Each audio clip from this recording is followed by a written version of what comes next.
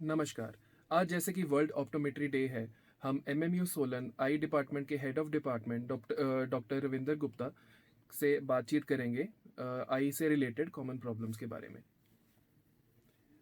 Sir, हम जानना चाहेंगे कि जैसे कि बच्चों और बूढ़ों में मतलब कौन सी ऐसी प्रॉब्लम्स हैं जो कि देखी जाती हैं? सबसे पहले तो हम बच्चों के बारे में बात करेंगे। बच्चों के बारे में सबसे पहले तो जब बहुत ही पैदाइशी बच्चों को कॉन्जेनिटल कैटरेक्ट भी हो सकता है, पर उसके बाद जो महत्वपूर्ण जो बहुत ज़्यादा है वो है रिफ्रैक्टिव एरर्स। ऐसा देखा गया है कि जब जैसे ही बच्चा बड़ा होता है तो उसको देखने में थोड़ी प्रॉब्लम आ जाती है जिसका माँ बाप ध्यान नहीं देते। स्पेशली उस कंडीशंस में जब एक ही आंख से उस बच्चे को कम दिखता हो, तो ऐसी कंडीशंस को अगर ठीक टाइम पे हम कंट्रोल ना करें या उसका ट्रीटमेंट ना करें तो पेशेंट को एक बीमारी होती है जिसे हम एम्ब्लोपिया कहते हैं। वो एम्ब्लोपिया ऐसा देखा गया है कि 1% ऑफ द चिल्ड्रन में होती है।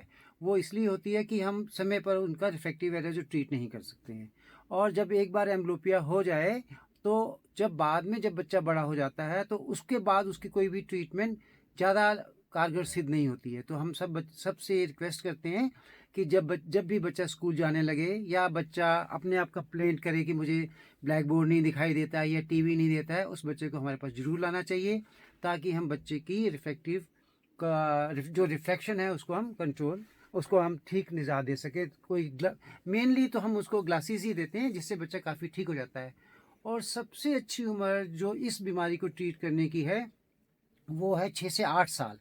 अगर इस एज तक बच्चे में हमें एम्ब्लोपिया का पता लग जाए तो बच्चा काफ़ी ठीक हो सकता है, और उसके बाद जो ट्रीटमेंट है वो ज़्यादा इफ़ेक्टिव नहीं होती।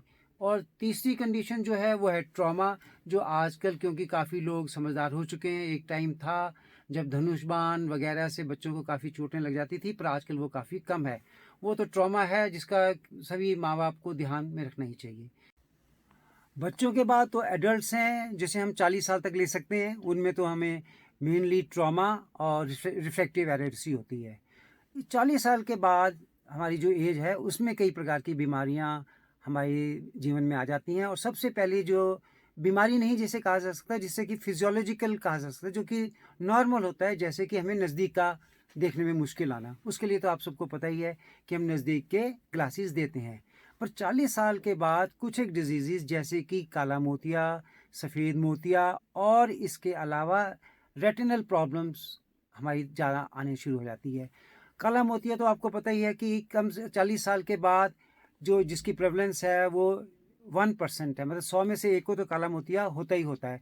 उसके लिए हम ऐसा कहते हैं कि 40 साल के बाद हर एक को 2 साल में या 3 साल में अपना जो है आई का प्रेशर चेकअप करवा लेना चाहिए। अगर ठीक टाइम पे आपका काला मोतिया का डायग्नोस हो जाए तो दवाई तो लाइफ लॉन्ग लेनी पड़ती है, पर वो काफ़ी रुक जाता है। सफ़ेद मोतिया के लिए तो हमारे पास सारी सुविधाएं हैं। हमारे पास जैसे हम स्मॉल इंसिजन कैटरेक्ट टांके के बगैर हमारे पास जैसे स्मॉल इंसिजन है और फेको है, ये सब सुविधाएं हमारे पास अवेलेबल हैं।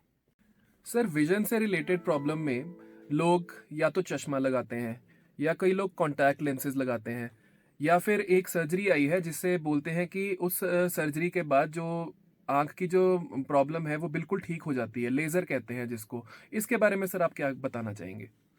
हाँ, बिल्कुल ठीक कहा आपने। जैसे भी किसी को अगर रिफ्रैक्टिव एरर है तो उसके पास कई ऑप्शंस हैं।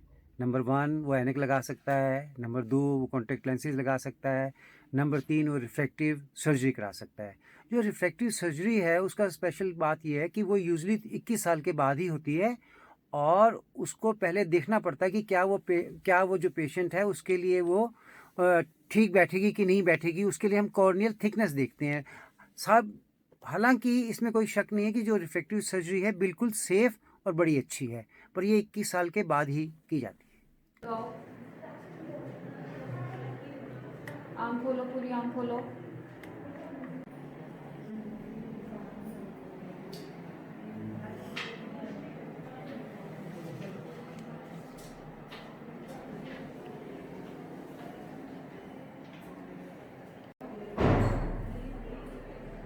मेरे माथे पे देखो,